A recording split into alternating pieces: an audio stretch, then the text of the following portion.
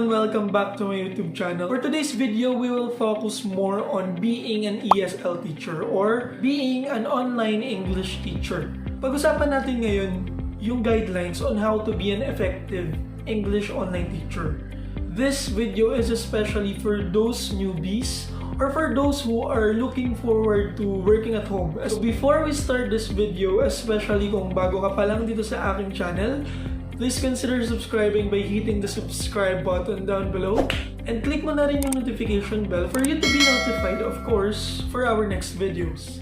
Our topic coverage for today, of course, first we'll discuss ano ba yung nature ng work for ESL, also talk about qualifications, and we will check what are the needed system requirements. And as an experienced English teacher before as well, I will also be sharing with you the processes that you need to know and tips and tricks on how you can be an effective English teacher online. And at the very last part of this video, I will be sharing with you different companies from where you can apply as an ESL and how much are you gonna be paid. So let me share with you those things, and please stay with me until the end of this video para ma-share ko lahat sa inyo ng mga information na yan. To start with, yung job nature nyo for an ESL teacher, technically you will be a teacher like the usual teachers in a usual classroom. The only difference is that you will be teaching online. It will be much challenging kasi you will be teaching virtually. You have your virtual tools, so everything will be online. For online teaching industry for English, most of the time you will be teaching kids for most of the teaching companies, but there are times that you will be teaching adults or teenagers as well, and there are times that you will be teaching groups. So that varies depending on the company that you will be working with. Now let's talk about what are the skills qualification for you to be an online teacher. Number one qualification is being proficient in English. So both written and verbal. So what's most important is your verbal communication skills, because that will be your medium in order to teach your students. You also need to have your teaching ability. So when it comes to teaching ability, not necessarily to have experience for the same line of business. It's either you're confident enough to teach people, to teach kids, teenagers, or adults, or you know you can do it. If you know you can do it, you can try applying. Again, this job, usually they accept newbies for working at home. So if you don't have any experience, that's fine. If you have the skills, if you know how to converse in English, you can teach in English. And if you have relative experiences, you can also include that on your application because that will be an advantage. So when it comes to your pay, if you have any previous experience for teaching online, you might get a higher rate, or it might be an edge for you to easily pass your application. As an online teacher, you need to know how to manage your time. So time management is really important here because there isn't allotted time for you for a specific student. Say for example, one student, you need to teach them for 25 minutes. You need to comply with the time. You need to plan your lesson.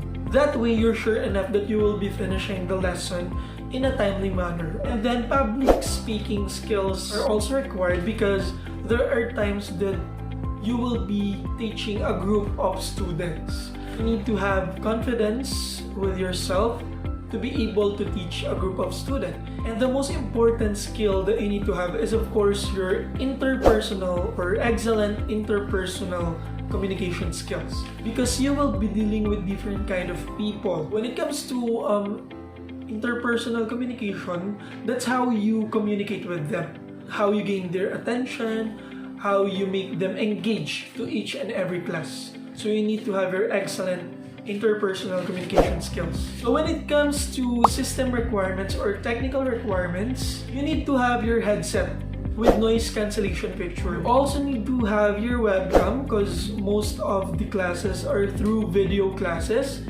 and your built-in webcam on your computer or laptop will work. Of course, you need to have your internet connection. Most of the companies require at least 3 Mbps of download and upload speed. So some others might require higher speed. That depends actually on their tools or on their platforms. Some of the companies requires backup generator. So in case of power interruption, that will suffice. Some other also requires backup internet connection just in case your main internet connection has an issue. Most of them naman is only requiring one internet connection and not requiring any backup generator, but some require those. And you need to have your own laptop or computer, and most of them are requiring at least 4 GB of RAM and at least i3 or above. And by the way, when it comes to the internet, that depends on the company that you're applying with, because some of them are requiring LAN connection, but some are allowing Wi-Fi. So those are the system requirements. Now let's go back to the thing that I mentioned earlier, that there are 3 different types of learners.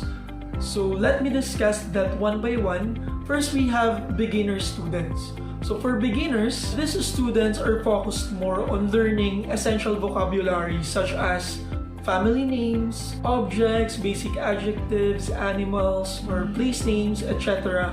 So those are the beginner type of students. And most of them are kids. And the next learner that we have is the intermediate learner. So for intermediate learner, these are students who mastered the basics of English and they can communicate in the basic way. But they are still moving on to learning more difficult tenses and grammatical structures. Then we have advanced learners. So for advanced learners, sila naman yung can converse easily in English and can communicate well. So they have the advanced knowledge of the English language when it comes to any grammatical structures.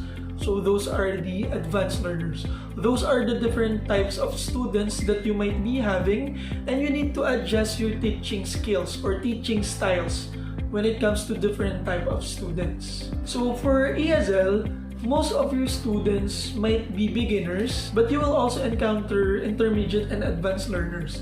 But we'll focus on beginner students. So for beginner students, let me share with you tips on how you can handle them, on how you can teach them in an effective way, and you can also apply this in intermediate and advanced learners if necessary. So the first one that you need to consider for teaching beginners is the use of TPR, or what we call total physical response. So ito yung using gestures and movements to convey actions, to convey emotions, and to relay meaning. So this will really help kasi most of the students na tuturuan natin is from a different country. So it's either we don't speak their language or they don't speak our language. So one of the best way for us to understand each other between the teacher and the student is through TPR. That way we can show what we want to let the student know through actions, through gestures and movements, and of course through facial expressions. So say for example, at the beginning of the class, you will be asking your students if they can hear you or they can see you. So something like that, you need to use total physical response. One thing that I can advise is to show plenty of pictures. So why? Kasi for beginners, hindi pa nila master yung English language. So there are times na you're explaining through English, they will not understand. A better way to deal with that is to show them pictures. Say for example, you're discussing a specific object or place, you can try to get a picture from the internet and show them what that is. So that way they can be familiar with that. This is also a way for you to make your student understand your lesson in the easiest possible way. For beginners, I would suggest for you to use minimal language or words.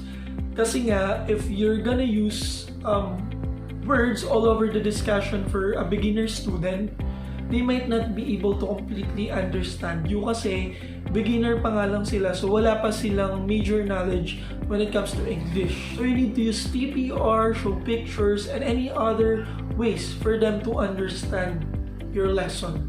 So another way is through incorporating props on your lessons.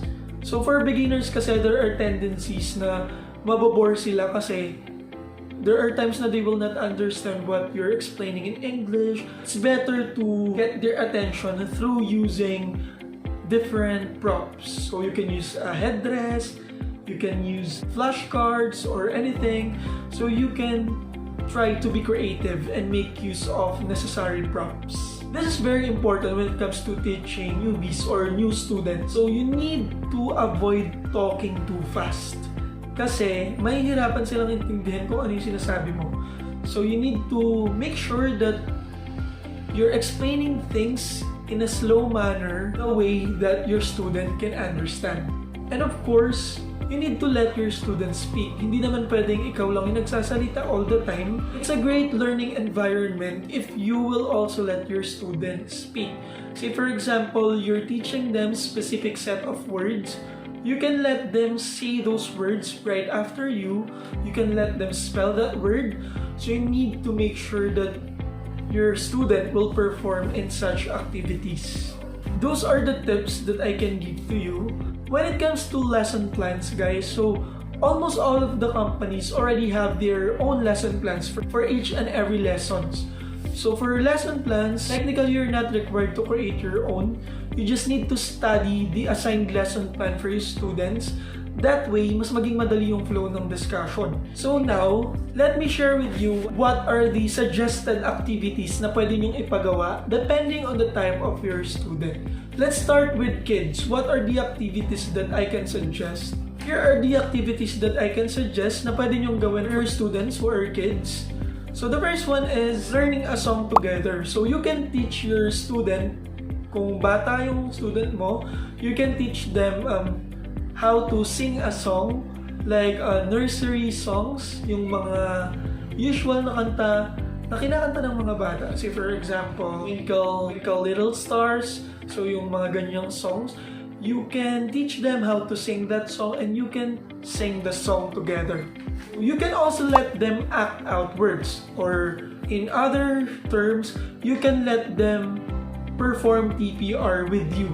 If there are words that they can act, say for example, cat. So for cat, they can act like a cat or anything. So you can let them act a specific word. For the teaching platforms, the students have the ability to write or to draw. So let them draw as well, or let them create anything or any craft that will also exercise their creativity. So how about for adults? What are the suggested activities for adults? Of course, number one is role playing. So we can assign a specific scenario for our student from where they will be applying what they have learned. So say for example, when it comes to grammar, to any structures in English, we can do role playing. And we can also suggest vocabulary journals. So every time that our student will learn a new word, they will need to write it down on their vocabulary journal. So that way, they can track their growth. Another one is through matching games. This can also apply for kids, depending on the content. Pero for matching games for adults, most of the time, it's like a sort of an activity or test. Like, they will be matching such information to the correct column, or they will be filling out the blanks. So something like that. So those are some of the common activities that you can use. Pero if you can think of a creative activity na pwede mong ipagawa sa mga students mo, you can feel free to do so. Technically guys, yun lang naman yung mga gusto kong i-share when it comes to being an English teacher online. So now, saan ka bang company pwede mag-apply as an English teacher, and how much will you be paid? So yung payment nyo guys, yung salary nyo, that actually depends on the company that you're applying for. If you're a newbie, you will just get their starting salary. But if you are an experienced English teacher online, you will get a higher rate. And if you have any teaching certificates, that also might get you a higher rate. So you might want to show them your certificates as well. There are the companies from where you can apply as an English teacher. I'll display them on the screen. Sabihin nyo na lang sila guys. So we have the following companies and the following rates.